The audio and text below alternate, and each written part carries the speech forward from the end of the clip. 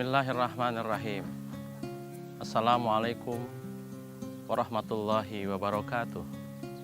Pemirsa yang dirahmati Allah Subhanahu wa taala. Baginda Nabi Muhammad sallallahu alaihi wasallam sepulang melaksanakan Isra dan Mi'raj dari Masjidil Haram ke Baitul Maqdis, beliau menerima titah Allah yang begitu mulia, yaitu melakukan salat 5 waktu. Salat 5 waktu begitu penting dalam agama kita, karena mengarahkan jiwa raga kita kepada Allah Subhanahu wa taala adalah kewajiban kita. Sampai-sampai Rasulullah sendiri yang dipanggil oleh Allah untuk menerima kewajiban ini. Kenapa? Karena perintah Allah tercatat dalam rukun Islam seperti zakat, puasa, dan naik haji. Semua itu Allah pesankan melalui malaikat Jibril untuk disampaikan kepada baginda Nabi Muhammad SAW dalam melaksanakannya. Namun Allah Subhanahu wa taala dalam kesempatan menerima titah salat, Allah tidak mau menitipkan perintah itu kepada malaikat Jibril. Namun Allah sendiri yang menyerahkan itu semua titah kepada baginda Nabi Muhammad SAW. Maka itu Rasul dipanggil dalam peristiwa Isra dan Mi'raj. Allah menciptakan manusia dalam keadaan resah dan gelisah. Allah khalaqal insanu halu'a. Manusia adalah makhluk yang nalurinya selalu dalam keadaan cemas dan berpengharapan. Oleh karena itu, manusia perlu sandaran yang kokoh. Karena ketika dia dalam keadaan cemas tidak punya sandaran, maka tidak punya kekuatan. Ketika dia bersandar kepada manusia, maka dia sudah menghilangkan kekuatan dirinya, karena manusia tidak punya kekuatan. Oleh karena itu, kesempatan bulan suci Ramadan ini semakin menegaskan bahwa sholat adalah kewajiban yang tidak bisa diwakilkan. Dia harus dilaksanakan dalam sehari 5 waktu. Oleh karena itu, sholat harus menjadi fokus utama sebagai muslim yang sejati.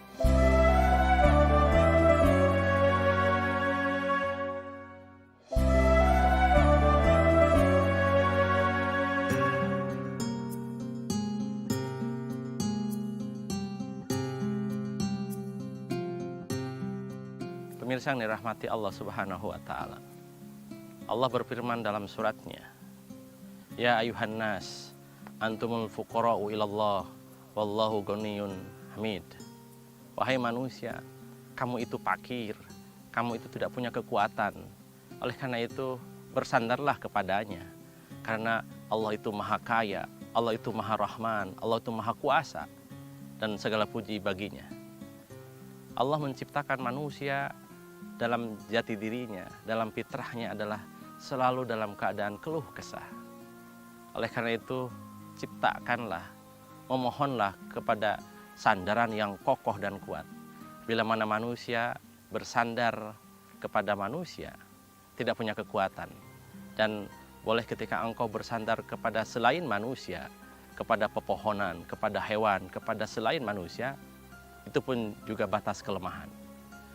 Hanya kepada Allah lah semua sandaran kekuatan, sandaran ampunan, sandaran rizki, hanya kepadanya kembali kita semua. Oleh karena itu, sholat menjadi inti sebagai bukti bahwa kita semua tidak punya kekuatan. La haula wala quwata illa billahil aliyil azim. Sandarkanlah semua kehidupan ini kepada Allah Subhanahu wa taala. Wa ufawwidu amri ilallah. Innallaha basirun bil ibad. Aku pasrahkan semua urusan hidupku kepadamu, wahai Allah Subhanahu wa taala. Salat adalah menjadi inti dalam ibadah seorang muslim, karena salat adalah penggenap ganjaran. Ketika kita melakukan ibadah zakat, itu di hadapan Allah 0 nilainya. Ketika kita melakukan ibadah puasa, di hadapan Allah itu 0 nilainya. Ketika kita melakukan ibadah haji kepada Allah, itu pun juga 0 nilainya. Nilai 00 tadi tidak punya angka, tidak punya nilai di hadapan Allah kalau tidak ada angka. Sholat adalah penggenap. Sholat itu adalah angka.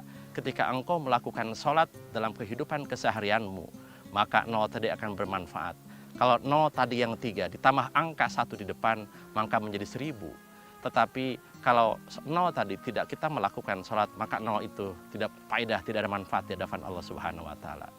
Namun, itu pun kalau sholat kita melakukan tepat waktu, maka angka ada di depan 0, 1000. Namun, kalau kita melakukan sholat di akhir waktu, maka itu angka akan di akhir 0, menjadi 0,1. Dan di hadapan Allah tetap punya angka di hadapan Allah, cuman kecil nilainya. La haula wala quwata illa billahil aliyil adzim. Assalamualaikum warahmatullahi wabarakatuh.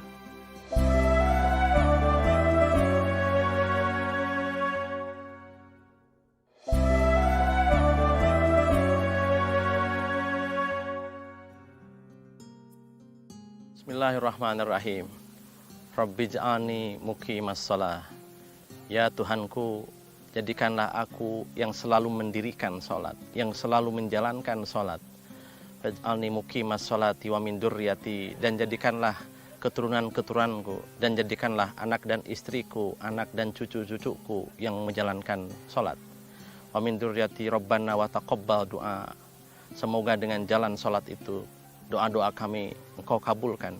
Kabulkanlah hajat kami, kabulkanlah segala permohonan kami, kabulkan permohonan ampunan kami ya Rabbal Alamin. La haula wa la quwata illa billahil aliyil adzim. Subhana rabbika rabbil izzati amma yasifun. Wa salamun alal mursalin. Walhamdulillahi rabbil alamin.